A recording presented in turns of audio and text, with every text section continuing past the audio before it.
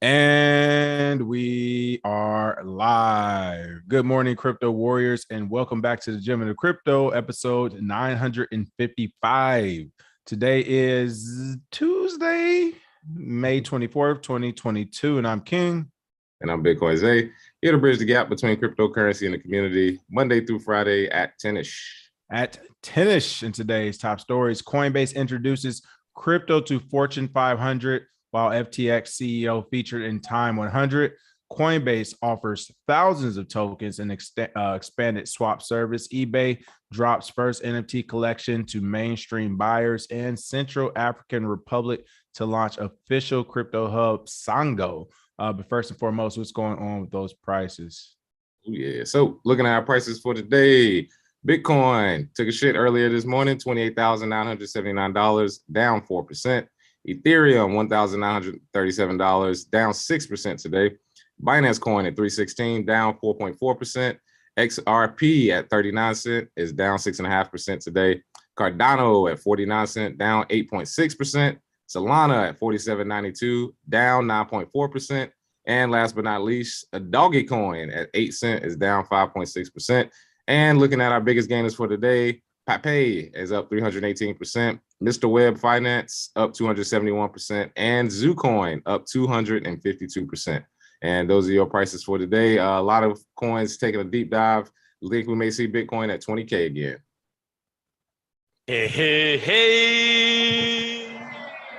What's up,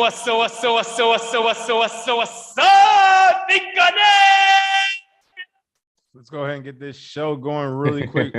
Shout out. Let's see who we got in the chat. What's going on? Lamar West, Virgo, El Unico, Crypto for Life, BK Crypto, Patrick Walter, C. Williams, The Painter, Ross Shu, Justin Scott. Good morning. Good morning.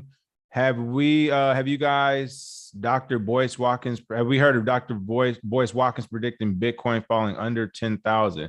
No, I haven't heard it, but that is an prediction for sure to make.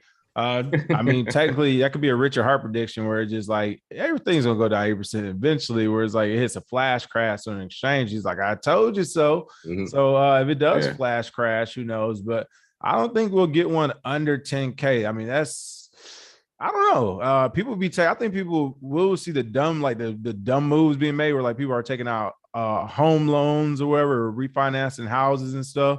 What do you think? Is a Bitcoin under 10K? I doubt it. Seriously doubt under 10K. From fundamental and technical analysis, don't really see going that far. But even if it does, that's time to sell. That is time to sell the house, sell the dog, sell all your furniture, and then buy as much as you can. So either way, that's just a great discount. Right. Yeah. Doesn't matter to me. But in their eyes, whatever. Yeah, outside of a flash crash, I don't see that happening. But hey, I don't know. Maybe Dr. Boyce knows some info we don't. We're just sticking to what we do over here. And with that being said, top story of the day. Coinbase is in the news. Coinbase introduces crypto to Fortune 500, while FTX CEO featured in Time 100. Again, we kind of say it pretty often here. It's like if it's in the news, it's time to sell, right? Like the news story is the sell signal. Like everyone is already selling, and this is the precipice of it. US-based crypto exchange Coinbase ranked 437th on the elusive Fortune leaderboard, while Sam Bankman-Fried was highlighted by Time Magazine in the innovation category. An industry milestone, crypto exchange Coinbase has become the first corporation. I don't know why I just say that. The first corporation. The first corporation within the crypto and blockchain space to be featured on the prominent Fortune 500 list. A 68-year-old annual tradition, the Fortune 500 list is synonymous with ranking the leading corporations in the United States by total revenue, as well as other quantifiable metrics such as percentage profit margins, assets, and the number of employees, among others. So this is pretty cool to see again. Coinbase Global's inclusion at 437th was supported by revenues recorded at $7,839.4 million, a 513.7% annual gain, and 3,730 employees globally. And still, this is a part I'm adding, and still no type of support. Hey, we got more employees than Navy SEALs, and we still don't have a support line for your retail investors out there. But again, that's pretty cool to see for the crypto community. It shows the maturation of this industry as we start to see companies break into the Fortune 500. Again, Coinbase at 437. So again, shout out to Fortune Magazine and Coinbase. What are your thoughts on this? Well, as we've said before, just because you're in the Fortune 500 doesn't mean you got a good company. Coinbase, they were ranked 437th, but we take a look at this stock real quick. This stock right now is ridiculous. Went from a high of $328 all the way down now to right under 60 today. So yeah, those Fortune 500 listings don't mean much. And also, I mean, when you look at a lot of the like you said, the incompetence with customer service, they shut down every time the price goes up. And after they got listed, a bunch of insiders cashed out and left. Don't really see Coinbase making this list too many more times unless there's a big change that comes. Also, Sam Bankman-Fried was featured in the most influential people of 2022 in the innovation section. And he was nominated by Time correspondent Andrew R. Chow, who's the author of the recent Vitalik Buterin piece. So a lot of crypto people showing up. I think Coinbase, as they said, their financial performance across quarter one revealed $430 million in losses. The first incident of the company's public history following prior quarters of substantial profit. So this has to be from last year, right? Because that was a huge loss in quarter one. And of course, as it says, Armstrong was not fazed by the fortunes, though, declaring that these cyclical periods of low market volume provide the opportunity for the company to focus on more product development, which we'll talk about here in a second. Yeah, and really quick, I mean, you mentioned the stock price and everything. First, shout out to the gentleman of crypto. Again, another call. I want to make sure we're clear on this. We definitely call on Coinbase being, was it, they were overbought. We said that valuation was way too high. I remember when we first talked about Coinbase going public, I think we were talking about it initially back in 2018 or something, when we kind of saw the writing on the wall. And I think then we were given a valuation of like 18 billion or 16 billion. Then as the year went on, we was like, okay, we can see like a 24 to 30 something. Then eventually it was like, all right, on the highest, crazy high end, once the numbers started coming out, we was like, all right, 42 seemed unreasonable, but we could see it happen. That's $42 billion. When that valuation shot up to $80 billion and $100 billion, we were like, whoa, wait. 42 was our $20,000 Bitcoin in 2017, which to everyone was 5,000, by the way. So like seeing that go up to 100 billion, that was the institution again buying the big. We saw this happen when was it Circle bought Poloniex or whatever. Of course, Goldman Sachs backed Circle bought Poloniex and old exchange after the volume left. The same play happened here. And honestly, if they knew better, Brian Armstrong would be in a lot of trouble because he knows better. And actually give it to Brian Armstrong for staying. I mean, he's literally trying to be the Mark Zuckerberg of this space with Coinbase, because I would have taken the money and left, but he's staying in the face of what he knows was an overvalued company that a lot of people already got their money out of. And now everyone else is stuck holding the bag who bought in late. So we've actually talked to companies who bought in late to this thing or who got into it. And it was just like, oh, that valuation was way off. Like you're not going to recover that money until at least 5 to 7 years. And that's if you're lucky that the competition doesn't catch up with Coinbase first. The competition catches up to Coinbase, you'll never collect that money. But if they don't catch up and Coinbase does keep innovating, i.e. they get enough volume and capital before the next bull run, then you're fine. What's your thoughts, Zay? Oh, yeah. I just remember on the listing day, how many people were asking us, should I buy Coinbase now? Should I get Coinbase? And we were like, no, it's at $200 as an initial listing. No, it's way overbought. The insiders are going to pump it to get their money. They're going to sell it, which they did. Nas and a bunch of other people made their millions. And they do like every project when it first starts. The insiders get pumped. They cash out on you. And then they make you believe, oh, yeah, just keep dollar cost average, just buy it, at some point it's gonna come back, which it could, but again, that does rely on competition. And this market changes overnight. There could be some sort of black swan event where Coinbase goes away. And of course, the competition is getting thick. We just saw Sam Bankman-Fried is in there too. FTX is way better than Coinbase. Binance, I could argue, is better than Coinbase. Gemini is better than Coinbase. Uphold's better than Coinbase. It's just people haven't figured it out yet. They don't have as much marketing. And I mean, I haven't used crypto.com really, but they may be better than them as well. And they have well, way you can't more. even use them in the US. So Coinbase got them. Yeah, there. you can't use it. Yeah, exactly. But yeah, what if they get a US license? Yeah, that's what I said. Yeah, it's coming. It's coming. Yeah. So I wouldn't be too sure about it going back to 320 prices, maybe again, but I think the competition is going to be real thick. We'll see how they handle it going forward. Yeah. I mean, again, we call that valuation early on. We call it going public super early, and then the valuation even earlier. So we knew that was off. And I don't know, let's go into this next story where we're actually talking more Coinbase here. Coinbase offers thousands of tokens and expanded swap service. Yes, you do things like offering thousands of tokens when you're going broke, people, when the money isn't there. Literally, Coinbase went from only listing like, Bitcoin, Ethereum, a couple of other big ones here or there. The whole Ripple XRP listing was a big fiasco. Bitcoin Cash was a big deal. And eventually since then, they've added more. But to be listed on Coinbase used to be like getting invited to prom, right? Like this is a big deal. Like this is a big date. Big dance. Yeah. You paid your $1 million or so under the table, allegedly, whatever payola happened. And it was a big deal. All the crypto world knew about it the day it was happening. Now you're telling me all of a sudden we're offering thousands of tokens and expanded swap service? No, you do this when you go public and you have to report to shareholders. And your first ever report is saying, hey, I know. Listen, guys. Oh, hold on. I got the perfect thing, Zay. You already know. Everyone, listen up. You didn't lose your money. Now, you have your... Technically, you kind of lost your money.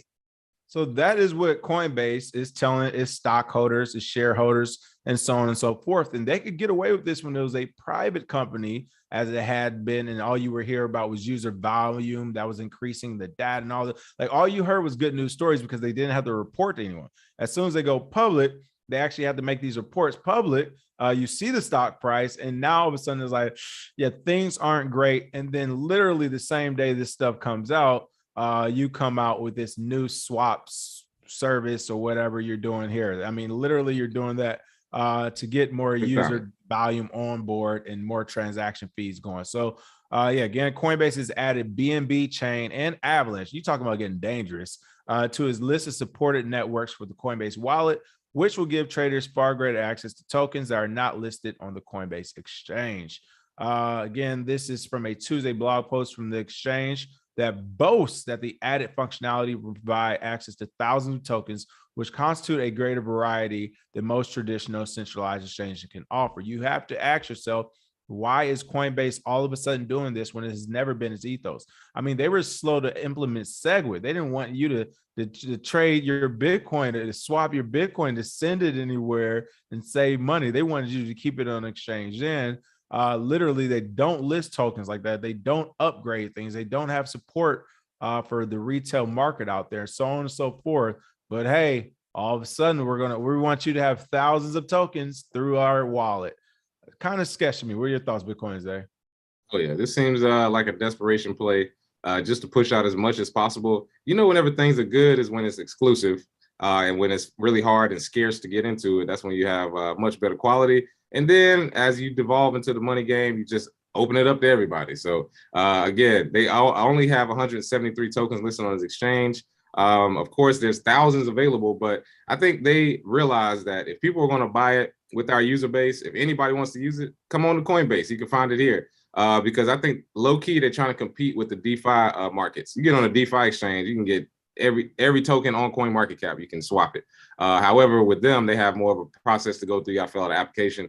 So I think they're just trying to bridge between different chains so people can use it, keep those users. You got to keep them in there because if not, they'll go away really soon. So this does kind of smell like desperation at this point, just a way to make back that money from Q1 we just talked about. Right. Crypto for Life said, Coinbase must have took your bike, Zay. Why I hate so much on Coinbase?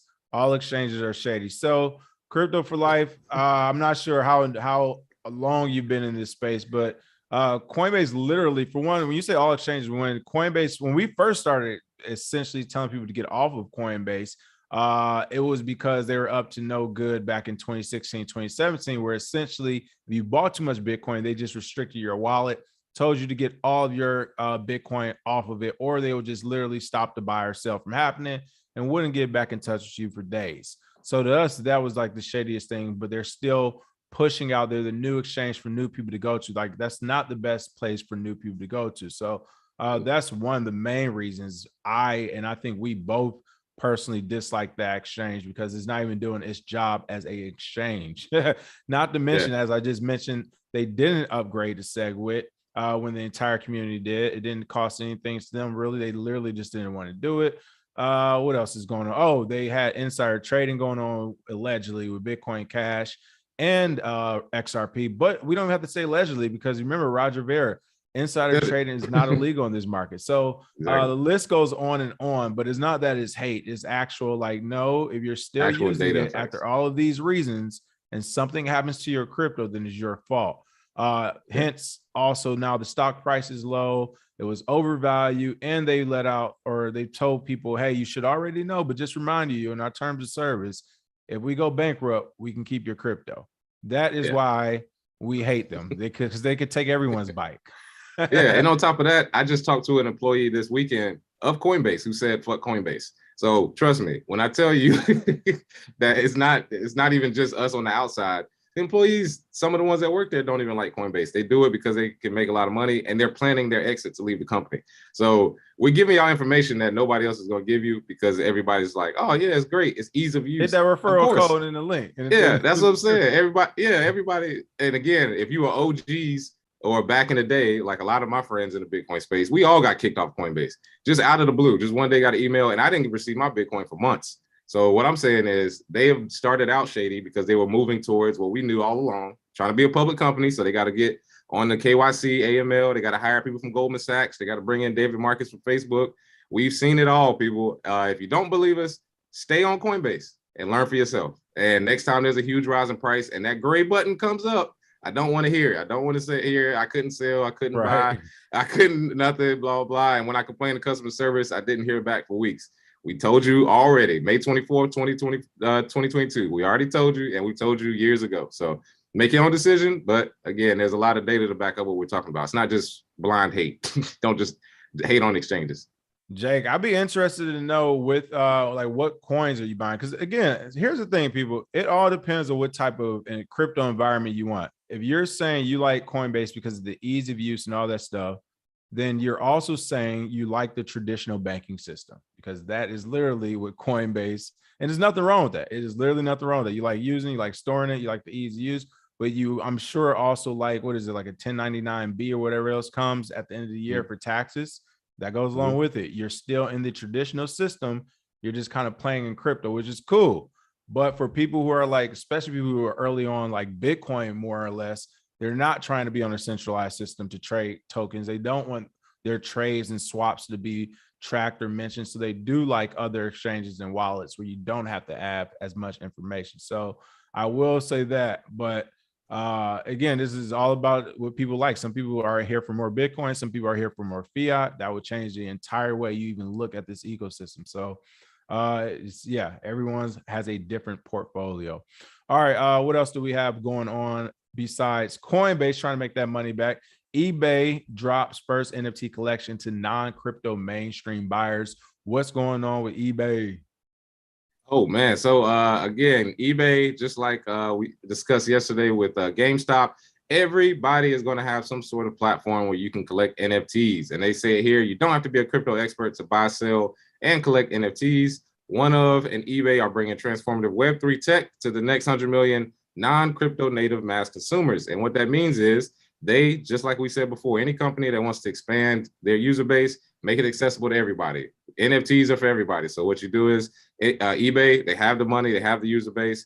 They have a series of tokenized collectibles featuring National Hockey League legend Wayne Gretzky. It just went out live Monday. This collection depicts animated versions of Gretzky inspired by Sports Illustrated, and it's up on the eBay marketplace now. The limited edition diamond, diamond, platinum, and gold tiers, 1,500, 125. They've actually already sold out. And according to the announcement from eBay, the collection was developed in partnership with the environmentally focused one of, which supports multiple energy efficient blockchains. So what they're doing is basically what GameStop is doing, what Robinhood is doing. Every single big platform is going to have somewhere where you can collect NFTs. If you don't believe me, just keep watching. You'll see it happen over the next few years. It'll become just a regular thing. And like I said, once people stop caring about the marketing and the buzzword NFT, and people start focusing on what actually has use case, that'll be when it sort of goes mainstream. But right now we're on the way simply because companies like eBay are doing it. So do you think that's ever going to happen? Yeah, I mean, what? No. That it stops as a marketing tool? Stop focusing on the buzzword and go to the, like, bro, look at it right now. Look at us right now, the cryptos we talk about. Hey, that's what I'm saying. Is it ever going to happen? Yeah, I think 10, 15 years from now. Yeah, maybe. All right. And then it's not like next year. People are going to keep saying it. The buzzword's going to come up. As soon as Web3 is forever. As soon as they get the use case for that, then they'll have the Web3 buzzword. As soon as we get the real use case for Web3, then we have the new. Oh my goodness, it's crazy. It'll be Web 4. It's a dude that told me he's already working on Web 4 right now. And I was like, see, everybody's just gonna try and outdo and overdo and move forward with whatever buzzword. I wonder what next year's main one's gonna be. It should be hilarious. My man said he's eating on digitally. You never ate digitally, have you? Yeah, man. It's this new thing. Put Neuralink in, man. Yeah, you feel full, man. Oh yeah. Web 6, yeah, whatever. Oh man, shout out to eBay though. That's pretty cool to see. So really quick, people are in the chat. We're asking essentially, okay, what exchanges do you still use and all that good stuff that's not shady? So yeah, I mentioned before, we talked about in the masterclass as well, but outside of onboarding and offboarding, which you should really rarely be doing unless you work in this space, unless you're like full-time 100% into cryptocurrency and Bitcoin, then you really shouldn't have to offboard at all. Like, unless you really have like some big profit, event that had just happened that you really want to withdraw, then I mean, most of the time you could just keep it in the crypto, swap it in stable coin, swapping it back into Bitcoin for those who are trying to acquire more Bitcoin. But yes, for those who are saying, no, I'm only here for USD, then yeah, you do have to have multiple exchanges. Again, Cash App has been pretty good. I've used that as well. Sounds like Jake says Coinbase is still good for him. We advise against it because we've had a lot of issues on there. Gemini I like because the Winklevoss twins, they want to really protect their name more than anything. Who else? Zay still likes Uphold. I'm not an Uphold fan these days. I use it maybe twice a year, but it's just the ease of use because I've been on there since the very beginning. So but I'd rather use peer-to-peer or BISC.network.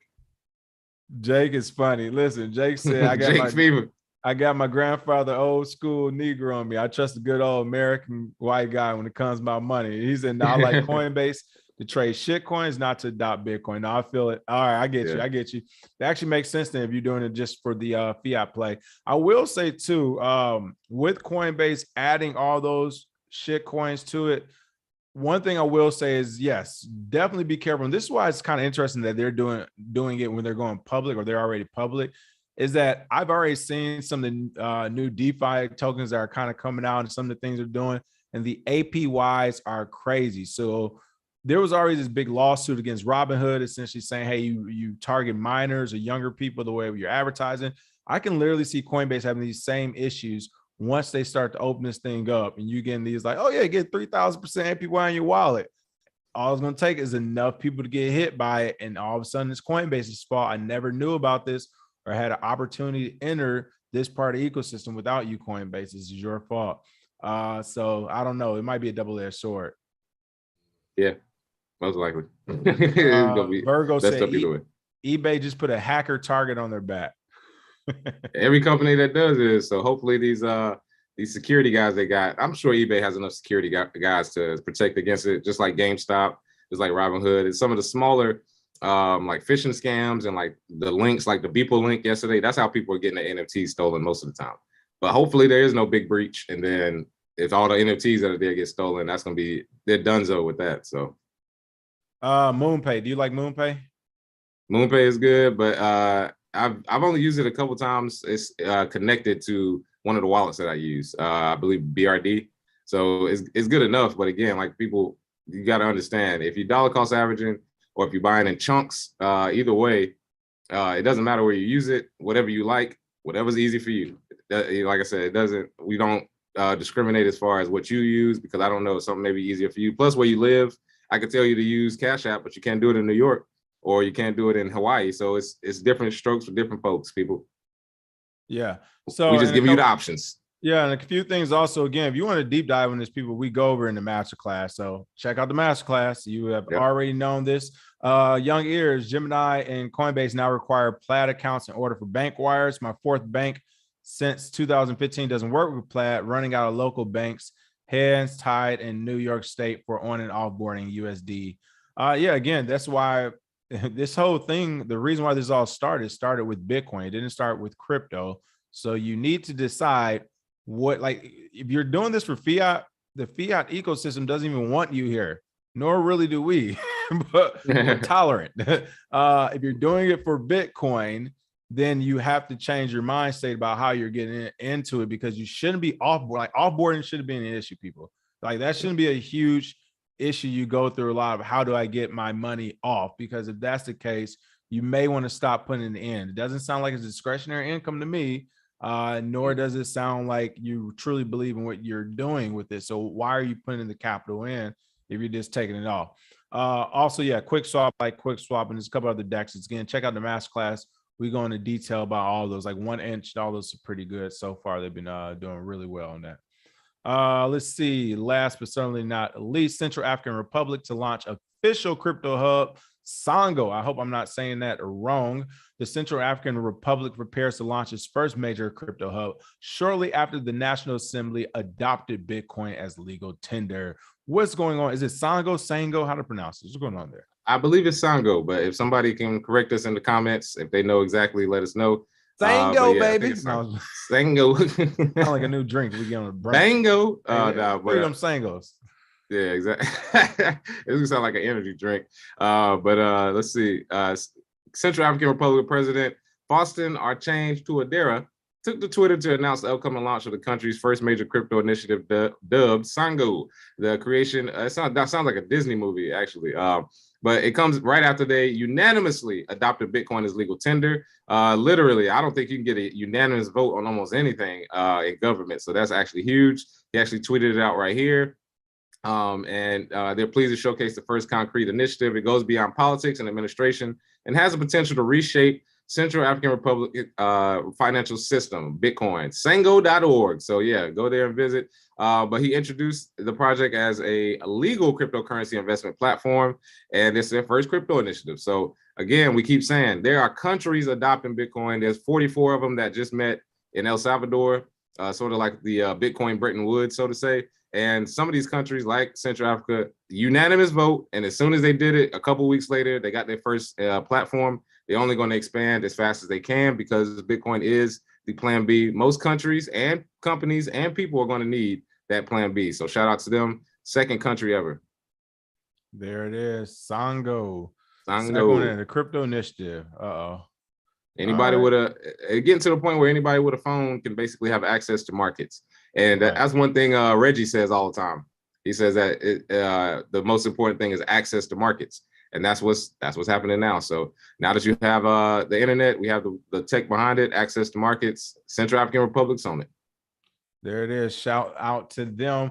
Last comments of the day, more adoption. Let's go. Said Fatima, we're definitely with that as well. Real Black, what's going on, Black Rule? Akon is like, damn. Yo, funny. What's going on with that project too? We got to do like a deep dive, not a deep dive. We got to do a follow-up, I say, to see what's going on with the Acoin project. It's been a while since we heard of that one. Jump Out Girls is going on. Jump Out Girls, shout out to you all in there as well. Today, of course, 10 a.m. PST. Make sure you check out Law and Crypto. William will be back to give you some of his deep dive onto the Terra Luna case and what's happening with them. Also, of course, tonight, Crypto and Down with Jams and Ashter will be on, I believe, 5 p.m. this evening. And a couple more pop-up shows, so be on the lookout for those as well. Bitcoin Zay, do you have any announcements? No announcements from me. Happy Tuesday, everybody. Just make sure you get that masterclass and make sure you check out all the shows. We got the best media company and lineup in the world. People, you just got to make sure you check it out, like and comment and share so we can get that algorithm going. Boom, get the algo going.